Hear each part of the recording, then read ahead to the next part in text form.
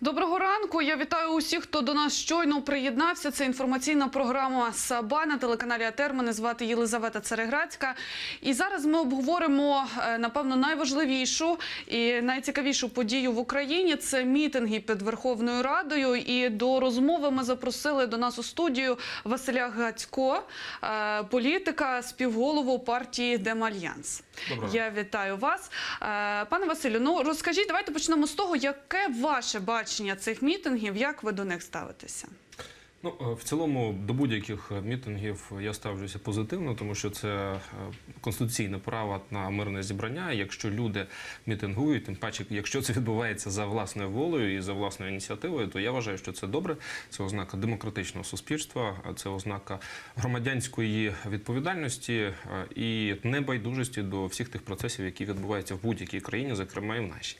Тепер, відповідно, щодо акції, яка розпочалася 17 жовтня, яка ставила за мету дотиснути фактично українську владу і змусити її ухвалювати ряд важливих законопроєктів, зокрема законопроєкт про створення антикорупційного суду в Україні, про обмеження депутатської недоторканності, і третя вимога була про нові, по суті, антиолігархічні виборчі правила, то, відповідно, за цією акцією, на мою думку, треба дивитися, що за нею стоїть насправді. Тобто не просто будь-який інструмент, насправді, будь-яка поява нової інституції в Україні – це певний інструментарій для чогось більшого. Тобто, що стоїть за цією акцією, на вашу думку?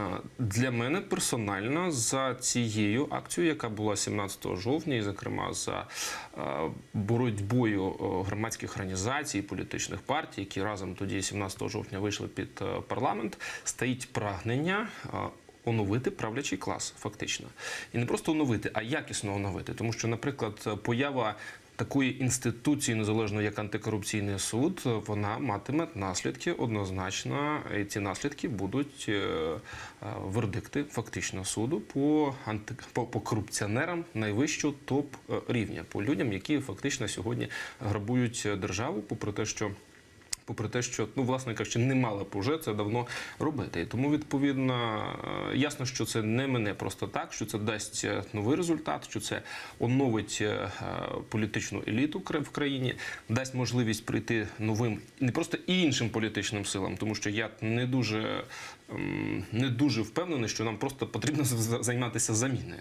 Нам потрібна нова політична еліта, новий правлячий клас, який буде відповідальний, який буде набагато чесніший, ніж є сьогоднішній. І тому, відповідно, поява там однієї антикорупційної інституції, наприклад, на додачу до Незалежного антикорупційного бюро України, яке працює по топ-чиновникам, топ-політикам, власне кажучи, дасть можливість до появи нового. Тобто це реально певні зрушення, яких давно насправді потребувала Україна. Як ви бачите цей процес? От ви кажете, нова політична еліта. Звідки вона візьметься, власне? З тих, хто зараз під Радою, з числа тих мітингарів, чи як? Як ви собі це бачите? Я думаю, що сама поява справжніх сильних інституцій, зокрема і антикорупційного суду, на додачу ще раз до Національного антикорупційного бюро України і до деяких інших речей, про які ми теж з вами будемо говорити, я принаймні хотів би про них сказати, вона створить передумови, коли десятки тисяч, сотні тисяч людей, які сьогодні ухвалюють рішення непросте для себе їхати за кордон, для того, щоб там реалізовуватися, для того, щоб там заробляти кошти, власне, і там жити, не будуть залишатися просто. І вони будуть реалізовувати себе і на державній службі, і в українській політиці, і не лише, тому що матимуть нормальну нагоду створювати бізнеси, заробляти тут і, відповідно, жити в своїй країні. Тому, відповідно, оновлення, воно однозначно буде, якщо в країні будуть створені трошечки інші умови. Я вам так скажу, що за моєю оцінкою, Україна, в принципі, зробила багато за останні 4 роки після Революції Гідності. Якщо брати і порівнювати, наприклад, шлях, який проходили інші демократичні держави, а це шлях часто в сотні років, то, відповідно, з точки зору такої, знаєте, короткої перспективи, 4 роки, є що сказати, де щось відбулося і так далі. Але це, в переважній більшості фасадні зміни, це зміни Це не є змінами системи, і відповідно вони сьогодні не можуть дати в короткій перспективі дуже хороший результат.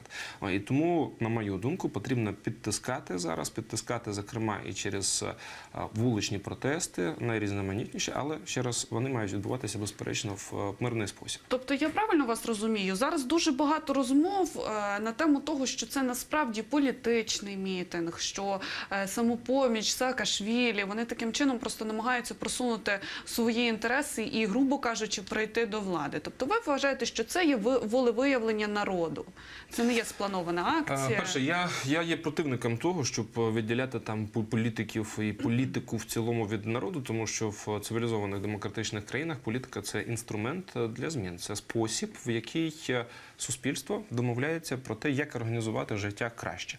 І використовує для цього політичні партії і так далі. Тому, в українців якось не надто виходить, насправді, впроваджувати зміни, як показує досвід. Але я б сказав, що в українців не надто виходить, насправді, використовувати політичний інструмент. А чому? З чим це пов'язано? По-перше, з тим, що немає культури, а по-друге, українці не надто сильно його і використовують. Я звертаю вашу увагу, що у нас, в принципі, на сьогоднішній день, попри те, що реєстр Міністерства юстиції там переповнений різними назвами політичних сил, політичних партій, насправді, одиниці, і то вони лише зароджуються зараз, вони лише починають свій розвиток. Переважній більшості все інше – це політичні проєкти, створені під вибори, під конкретні комерційні або кримінальні інтереси, і тому, відповідно, це партії не партії. І є природно, що ними не користуються громадяни за призначенням, але неприродно, що не шукають можливості для того, щоб ситуацію виправити. Тому що політичні партії, звичайно, вони мають представляти різні інтереси різних суспільних груп, але, на превеликий жаль, в сьогоднішньому українському політикумі в переважній більшості представлені інтереси лише однієї групи. Це олігархічної, ті вміють використовувати політичний інструмент, вони вміють домовлятися один з одним, вони вміють використовувати медіа, державні інституції, в тому числі корумпувати це все для того, щоб утримувати владу вічно. Власне, така є ситуація. А якраз порядні громадяни і ті, хто мав би стати в Україні середнім класом, або ті, хто вже ним є, на превеликий жаль, тримаються осторонь від політики і вдаються вже, знаєте, до таких доволі часом по європейським міркам радикальних інструментів політики, як уже там, наприклад, протести або революції і так далі. Моє повідомлення, моє прохання до звичайних громадян, що цього недостатньо. Недостатньо просто виходити раз там на 10 або скільки років на Майдан, вимагати оновлення те, що цього недостатньо, ми це вже бачимо на практиці, на жаль. Але, знову ж таки, я зрозуміла вас, я почула, що ви кажете, ви не хочете виокремлювати якісь політичні сили певні на цьому мітингу. Втім, не можна заперечити насправді, що найбільш активним є Саакашвілі. І навіть учора він проголосив про те, що він має план порятунку України там буквально за 70 діб. Як ви ставитесь до такого повідомлення, до такої заяви? До ролі взагалі Саакашвілі у перш за все, я хотів уточнити у вас, чи ми з вами проговоримо в цілому протест, який проходив 17 жовтня під стінами Верховної Ради, був організований, напевно, з 1,5 десятки там різних середовищ, і це громадські організації антикорупційні. Так, це було 17-го, втім зараз уже трошечки більше, ніж 17 число, і ситуація змінюється. Там лишилися, грубо кажучи, Самопоміч і Рух нових сил, правильно чи ні? Я б навіть уточнив, бо там лишився, не просто лишився, а ініціативою розбивати наметовий табір була звичайно, належала Руху нових сил Михайла Саакашвілі і Семену Семенченку і представникам батальйону «Донбас». Я ще раз, оскільки я вже висловився з приводу протесту, я сказав, що це в будь-якому разі добре, коли люди проявляють свою ініціативу і в мирний спосіб тиснуть на владу, але з іншого боку, там Демократичний альянс, наприклад, не бере участь в самому наметовому таборі з різних причин. Перша причина – це те, що парламент порожній, і тому відповідно не зрозуміло, що робити там найближчі кілька тижнів, поки він не працює. А два, взагалі не зрозуміло, чому протест в даному випадку фокусувати, скажімо, на українському парламенті, тому що ми та розуміємо, що рішення насправді ухвалюється зараз на превеликий жаль, попри те, що у нас парламентська президентська республіка, рішення ухвалюється на Банковій, в кабінеті президента України, і тому відповідно ясно, що там, якщо вже фокусувати якийсь довгостроковий протест, то очевидно, що він має бути спрямований прямо на президента України, оскільки там ухвалюються рішення, в тому числі, на жаль, і для парламенту. Ну і третє, саме наметове там містечко, сам наметовий табір, він є доволі ресурсною формою протесту, і тому, відповідно, оскільки ми не вважаємо зараз, що це найкраще і найефективніше використання, то, відповідно, там демальянсу там як частини там наметового табору і так далі немає. Добре, давайте зараз ми обов'язково ще повернемось до цієї теми, а зараз я пропоную послухати під Верховною Радою. Вчора був проголошений ультиматум президенту Порошенко, і, власне, наразі в нас є на прямому включенні офіцер батальйону «Донбас» під позивним «Катана». Прошу пряму мову, давайте послухаємо.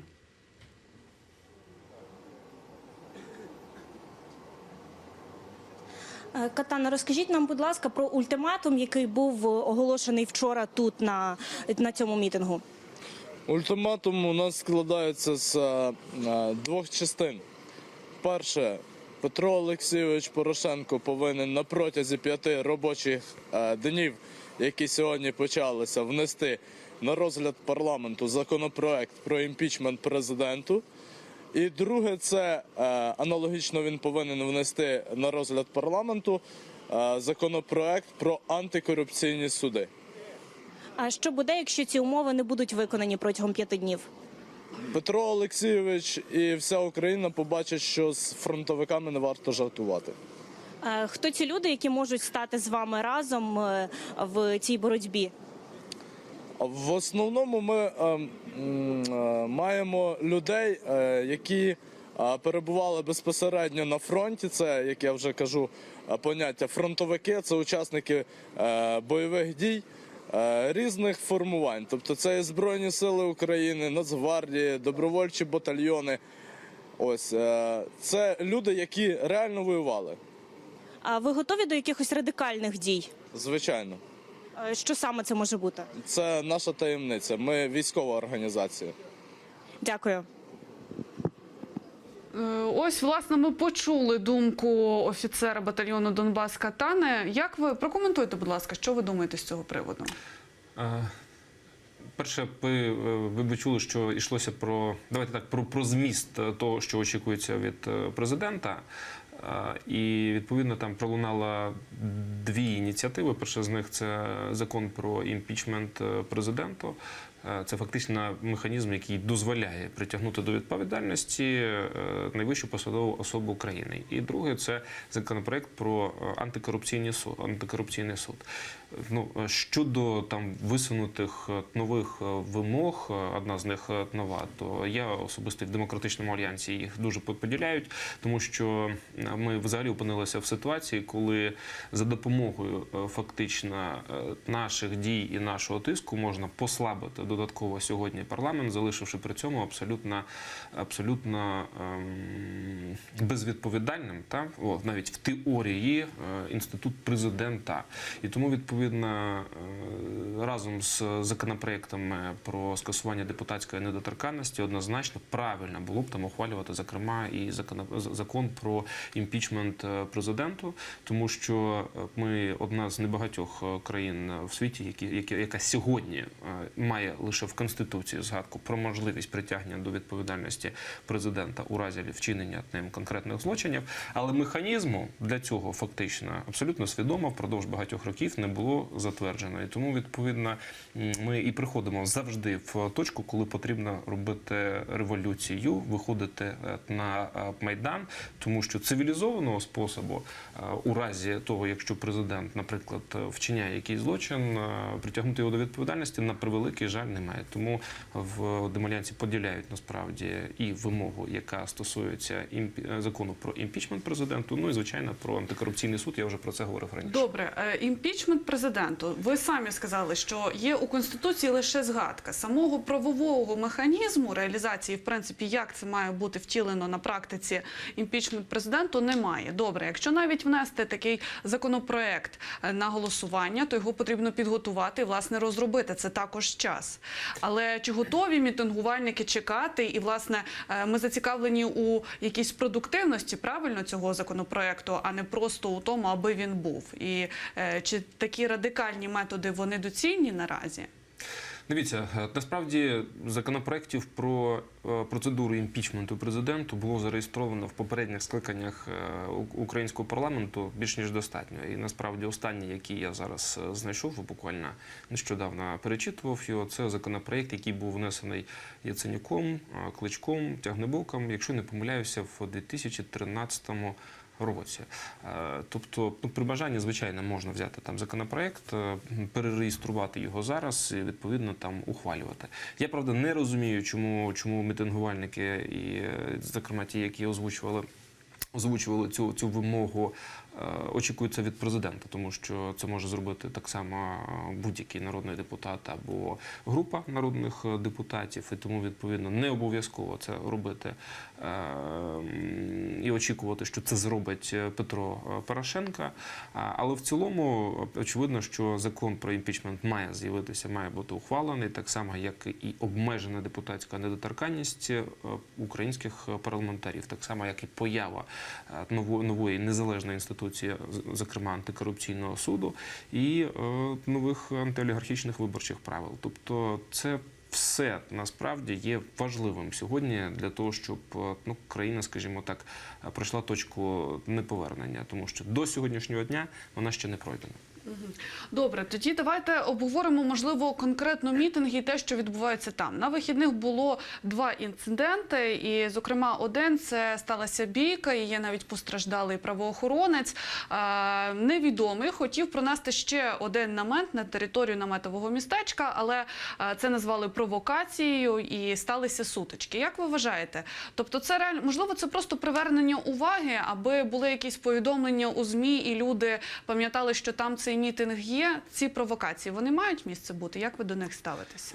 Дивіться, абсолютно очевидно, що будь-які протести, зокрема, можуть спробувати використовуватися і зовнішніми силами, і внутрішніми силами, але я знаю одне, і це напевно, що люди мають право на мирні зібрання. Якщо хтось хоче ставити намет, він має право це робити. Якщо хтось хоче привезти, зокрема, на територію табору звукову апаратуру, він має право це робити. Тому, відповідно, для мене, наприклад, і вчорашній інцидент, коли не пускали машину зі звуковою апаратурою. Як вам здається, чому це сталося? Чому можна вручну проносити звукову апаратуру, а автівка туди заїхати не може? Чи це не є спробою з боку влади перешкодити, якось не дати розвитку? Давайте так, давайте будемо відвертими. Тобто, в будь-якому разі за безпеку і безпекові питання на мітингу і навколо нього відповідає сьогодні міністр внутрішніх справ Арсен Аваков, один з найголовніших. І тому, відповідно, у мене до Авакова запитання, тому що, повірте, в 2013 році ми всі зустрічалися з абсолютно аналогічними питаннями, з аналогічними проблемами, коли правоохоронці тоді, ще часів Януковича, не давали пропустити озвучку, і ми знаємо, чим це завершується. Тому, відповідно, коли я зараз бачу подібні інциденти, то у мене, звичайно, запитання до керівництва правоохоронних органів, для чого вони це роблять, тому що результат є очевидним. У вас є відповідь на це запитання? Я не виключаю, що Арсен Аваков сьогодні теж має в такий спосіб, в певною мірою, чинити тиск на президента, тому що він актуалізує однозначно той протест, який відбувається. Тобто ми розуміємо, що будь-яка несправедливість, вона викликає бажання захистити тих, кого ображають, і тому, відповідно, чи може Аваков використовувати це в своїх непростих взаємостосунках з Порошенком, на мою думку, може. В іншому випадку я не можу пояснити, з якого дива ми зустрічаємося сьогодні з подібними повідомленнями, де когось не пропускають, щось не пропускають. Це є абсолютно неприпустимо. Добре, навіть знову ж таки Парубій зробив заяву про те, що нібито вимоги мітингувальників наразі виконати не є можливим, оскільки зараз не пленарний тиждень і вносити такі законопроекти, взагалі виконувати побажання можна буде тільки з наступного тижня, а це вже після закінчення терміну, який висунули мітингувальники. Чому так відбувається, ви не знаєте? Можливо, хочуть позачергового зібрання Верховної Ради сесії чи ні? Ну, насправді, мені здається, що те, чого сьогодні не вистачає в українському політикумі, це діалогу. Його, в принципі, немає, тому що те, як діє сьогодні і Порошенко, і БПП, і Народний фронт, на чолі з Аваковим там, і Яценюком, мені вкрай нагадує те, як діяла будь-яка інша малодемократична влада в Україні. Абсолютно очевидно, що всі ці вимоги, вони, ну, як не дивно, вони з минулого.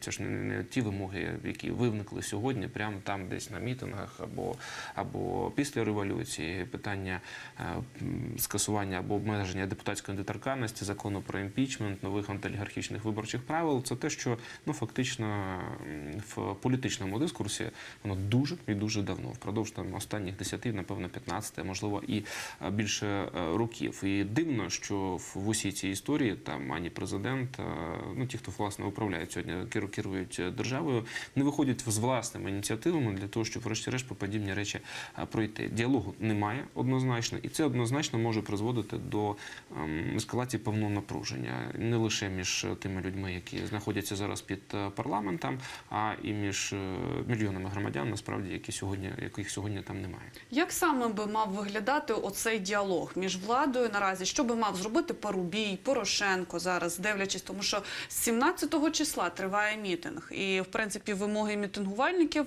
не змінюються. Я дуже критично ставлюся до можливостей Парубія, спікера парламенту, з різних причин. Але мушу констатувати, що там Парубій не є, на превеликий жаль, сьогодні людиною, яка може ситуацію виправити, яка може ухвалювати рішення. Тому, звичайно, ми маємо говорити про президента. Чому спікер парламенту не може ухвалити рішення і якось цей конфлікт Я поясню, чому не може, тому що по факту за останні там 4 роки, ну, якщо говорити про президентство, то вибори президента були в травні, тобто там десь 3-3,5 виходить роки. За останні 3,5 роки правління Порошенка йому вдалося значною мірою узурпувати вплив в цілому на більшість процесів в державі. Тому що в його руках найбільша фракція в парламенті. Тобто ви маєте на увазі, що зараз де-факто влада уся зосереджена у руках президента?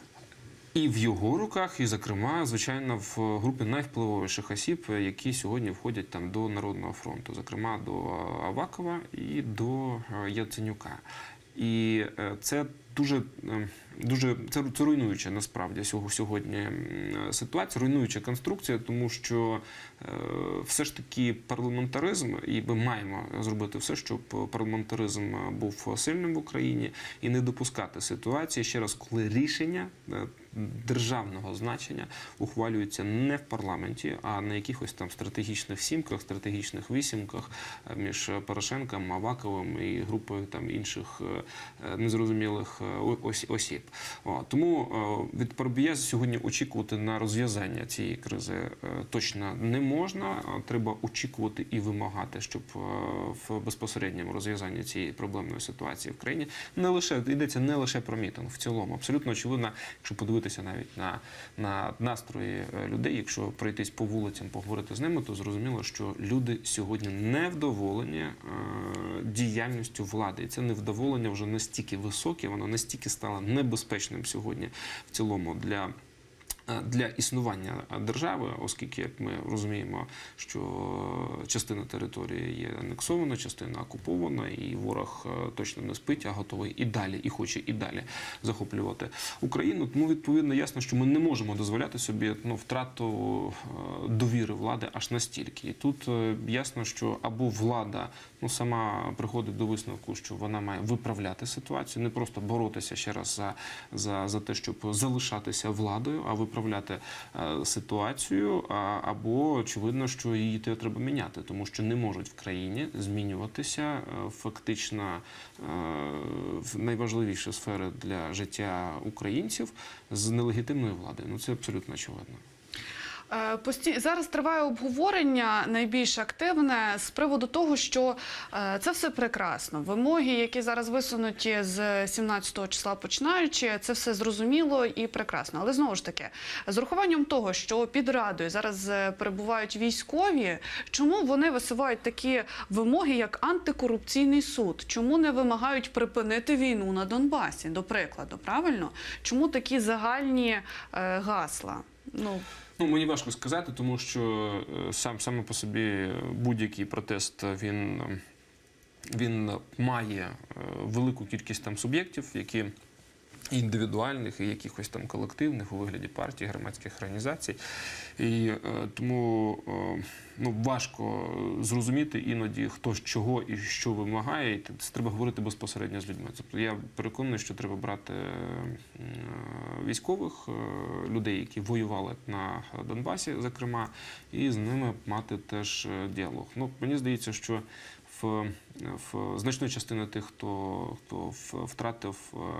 втратив друзів, побратимів на фронті, у них є абсолютно справедливі очікування від влади і від держави загалом, і від суспільства, щоб ці втрати не виявилися марними. Безумовно, вони є. І тому мені цікаво, чому вони висувають вимогу у вигляді іншої системи виборів, насправді. Наскільки я розумію, оскільки там є певні процеси, були вже сформовані завчасно певні вимоги, то вони лише підтримують частину тих, але ми бачимо, долучилися до підтримки. Але давайте так. Переважна більшість з цих вимог, які були озвучені 17 лютого, вони є, прошу, не 17 лютого, а 17 жовтня, вони однозначно є такими, я б сказав, контрсистемними. Тобто вони точно можуть змінювати, ламати сьогоднішню систему, можуть, тому що, якщо ми говоримо, наприклад, про антиолігархічні виборчі правила і ухвалення не просто нового виборчого закону, запровадження нової виборчої системи, а дійсно виборчої системи, яка дозволить сьогодні зняти оцей майновий бар'єр для участі в політиці, а він є, тому що українські вибори коштують найдорожче в Європі, однозначно, попри те, що ми не є сьогодні найбагатшою, найуспішнішою країною в Європі, в Європі, і якщо порівнювати з Європейським Союзом, але попри це все, українські вибори і участь в політиці є недоступними. Тому, відповідно, величезна кількість громадян, які чесних і порядних, які могли брати участь в політиці, сьогодні в ній не беруть або абсолютно свідомо обмежують ця олігархатам для того, щоб, власне кажучи, позбавитися цієї зайвої конкуренції, клопотів і так далі. Тому це важливі речі, вони насправді потрібні Україні. Зараз я би хотіла зупинитися дещо більш детальніше на антикорупційному суді. Зокрема, остання новина, яка мене зацікавила, вона полягає в тому, що встановлено факти незаконних витрат на недоотримання ПАТ НСТУ коштів на загальну суму 8,6 мільйонів гривень, порушень при веденні бухгалтерського обліку та при проведенні процедур закупівель на загальну суму 468,7 мільйонів гривень. Тобто ми бачимо черговий прояв корупції, корупційної схеми на практиці, навіть коли це пов'язано з Євробаченням? Так, це Євробачення і, зокрема, в принципі, фінансування НСТУ. Тобто виникає цілком послідовне і логічне запитання, а чим займається САП і НАБУ, власне?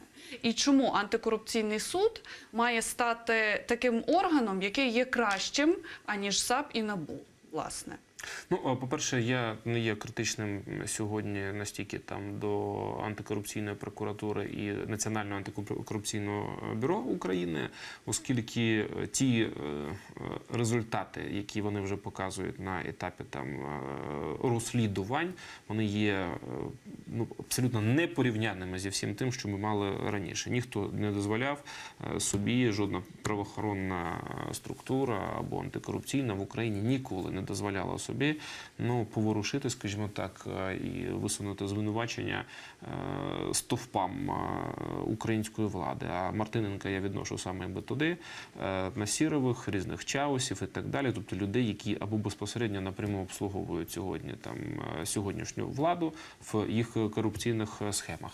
А щодо антикорупційного суду, дивіться, насправді у мене є теж багато застережень з цього приводу, тому що ми бачили, як проходили конкурси, наприклад, зараз до Верховного суду України. Ми бачили, що вже так постаралася сьогоднішня влада, щоб Верховний суд України і далі був політично заангажованою інституцією, навіть начебто оновлений. Отож, бо це і є цікавим моментом. Чому ми не хочемо щось зробити дійсно ефективне з Верховним судом? Чому ми запроваджуємо ще одну ланку?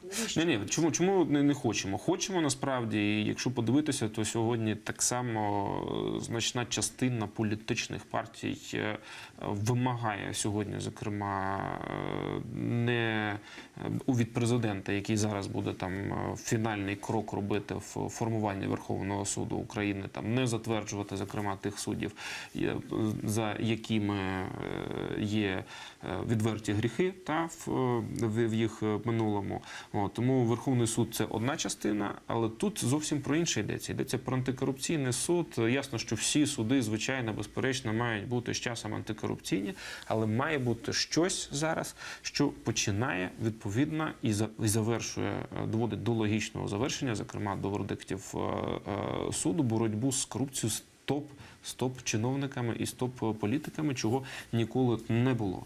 Тому, відповідно, в якості рішення для цієї ситуації непростої в Україні і пропонується створити там окрему антикорупційну інституцію, антикорупційний суд, який буде займатися виключно топ-політиками, виключно топ-чиновниками. Тому що ми розуміємо, якщо сьогодні взяти там і порівняти, зокрема, і подивитися, де є основні джерела для крадіжок, зокрема в країні, то ми зрозуміємо, що в переважній більшості, що це не якісь там спеціалісти якогось відділу в районній держадміністрації, основні суми там грабунку там закладені, а це на рівні там національному, на найвищому в адміністрації президента, як, наприклад, у випадку там зі схемою Роттердам плюс, де фактично сьогодні інституції державні використовуються для побудови схеми її легітимізації. Наприклад, НКРЕКП сьогодні затвердила схему і формулу придбання вугілля, начебто його привозять там з Роттердаму. Хоча ми знаємо, що це зовсім не так. І там просто космічні вигади сьогодні йдуть до Ахметова. Я не виключаю, що так само там до Порошенка. Це питання там автогазових схем. Тобто ми бачили, як буквально нещодавно швидко стрибанула ціна на автогаз, і відповідно, якщо подивитися на журналістські розслідування, то видно, що за допомогою фактично українських служб, українських державних інституцій і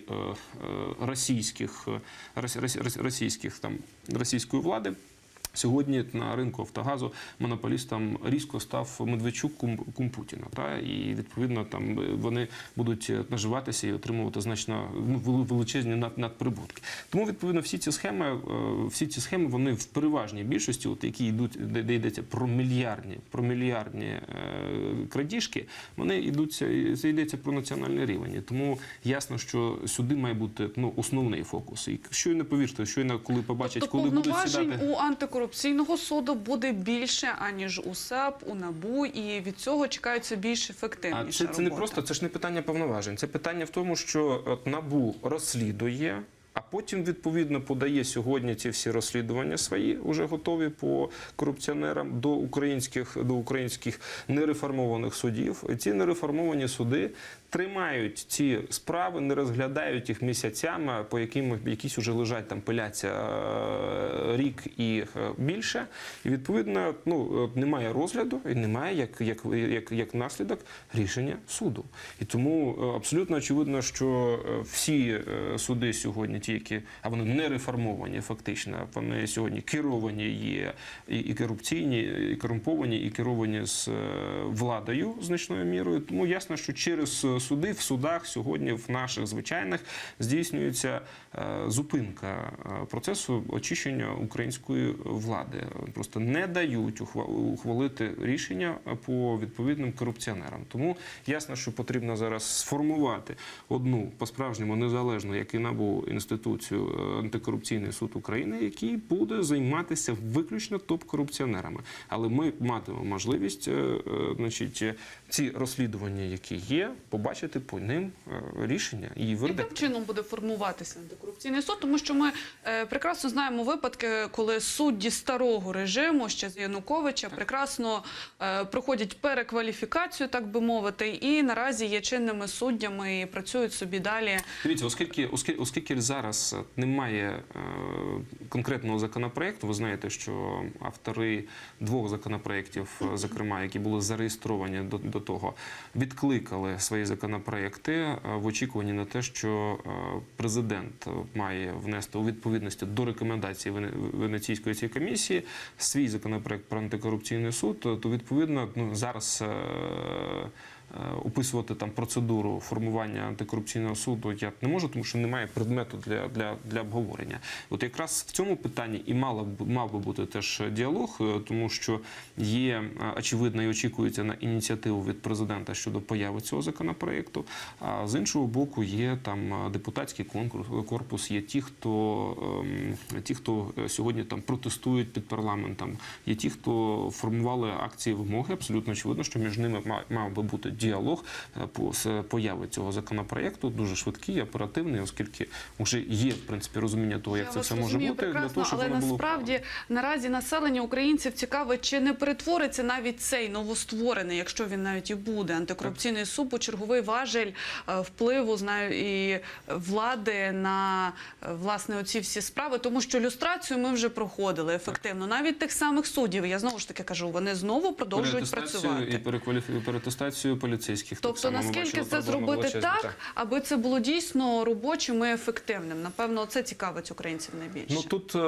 Тут під тиском українського суспільства, звичайно, це все можна зробити. А якщо тиску не буде, як у випадку з частиною, або тут не було достатньо уваги, наприклад, під час формування Національної агенції запобігання корупції, яка сьогодні мала б виявляти корупцію в політичних партіях, в їх фінансуванні і всьому іншому. По факту ми бачимо, що ні, і начебто створили нову інституцію, але вона сьогодні цілком ймовірно буде задіяна в тому, щоб придушувати просто опозицію та своїх захищати.